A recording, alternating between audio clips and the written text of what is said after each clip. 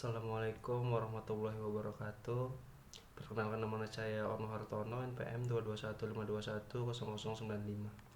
Di sini saya akan melakukan review jurnal yang berjudul Analisis Peningkatan Pendapatan Ekonomi Masyarakat di Era Ekonomi Digital melalui metode uji beda studi kasus Desa Kota Pari. Penulis Wahyu Indasari dan kawan-kawan. Sumber Edunomika Pol 07 nomor 02 tahun 2023. Yang pertama, ringkasan isi jurnal. Jurnal ini membahas bagaimana transformasi ekonomi digital berpengaruh terhadap pendapatan pelaku usaha rumah tangga di Desa Kota Pari, Kecamatan Pantai Cermin, khususnya sebelum dan selama pandemi COVID-19. Peneliti menggunakan metode kuantitatif dengan uji beda, sign test, dan virus sample test untuk melihat apakah terdapat perbedaan pendapat yang signifikan. Hasil penelitian menunjukkan bahwa pendapatan masyarakat justru meningkat selama masa pandemi, dari rata-rata 2.400.000 menjadi 3.200.000 per bulan. Hal ini menunjukkan adanya peran ekonomi digital dalam membantu masyarakat bertahan bahkan meningkatkan pendapatan di tengah krisis. Yang kedua, tujuan dan relevansi penelitian. Tujuan penelitian sudah cukup jelas, yaitu menganalisis perbedaan pendapatan sebelum dan sesudah pandemi akibat penerapan ekonomi digital. Menurut saya, sebagai mahasiswa, topik ini sangat relevan karena ekonomi digital memang menjadi fenomena nyata di masyarakat, terutama sejak pandemi memaksa banyak pelaku usaha beralih ke penjualan online, media sosial, dan layanan digital.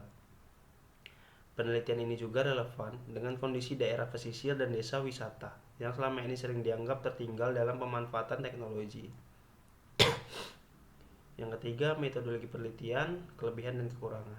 Penelitian ini menggunakan metode kuantitatif dengan alat analisis uji beda, virus sample test, dan diolah menggunakan SPSS. Kelebihan, metode yang digunakan sesuai dengan tujuan penelitian.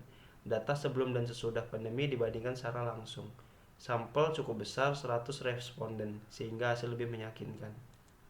Kekurangan, menurut sudut pandang saya sebagai mahasiswa, penelitian kurang menjelaskan bentuk konkret digitalisasi yang digunakan, apakah e-commerce, media sosial, marketplace, atau vintage. Tidak ada pembahasan mendalam tentang kendala masyarakat yang belum melek digital. Kemudian, faktor eksternal lain seperti bantuan pemerintah, bansos, atau pariwisata lokal belum dibahas secara mendalam. Yang keempat, pembahasan dan analisis kritis.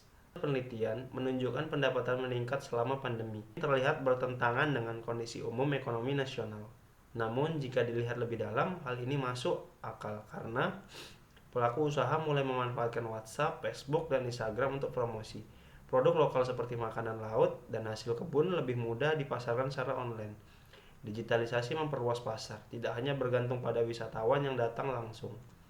Namun, jurnal ini masih cenderung menyimpulkan secara umum, tanpa menjelaskan beberapa besar kontribusi ekonomi digital dibanding faktor lain. Yang kelima, korelasi dengan lingkungan sekitar. Jika dikaitkan dengan lingkungan sekitar, saya dan banyak daerah di Indonesia, fenomena yang sama juga terjadi. Satu, banyak UMKM rumahan mulai jualan lewat WhatsApp Group, Shopee, Tokopedia, dan Instagram. Kemudian pedagang kecil yang sebelumnya hanya menunggu pembeli datang, kini lebih aktif memasarkan produk secara online. Ketiga, di desa atau pinggiran kota, masyarakat memang belum sepenuhnya paham teknologi, tetapi adaptasi dilakukan secara bertahap. Hal ini menunjukkan bahwa temuan jurnal ini realistis dan relevan dengan kondisi sosial ekonomi masyarakat saat ini. Kemudian kesimpulan review. Secara keseluruhan, jurnal ini memiliki topik yang relevan dan aktual. Kemudian metodologi penelitian cukup tepat dan hasil penelitian mendukung teori ekonomi digital. Sekian review jurnal dari saya. Kurang dan lebihnya saya mohon maaf. Assalamualaikum warahmatullahi wabarakatuh.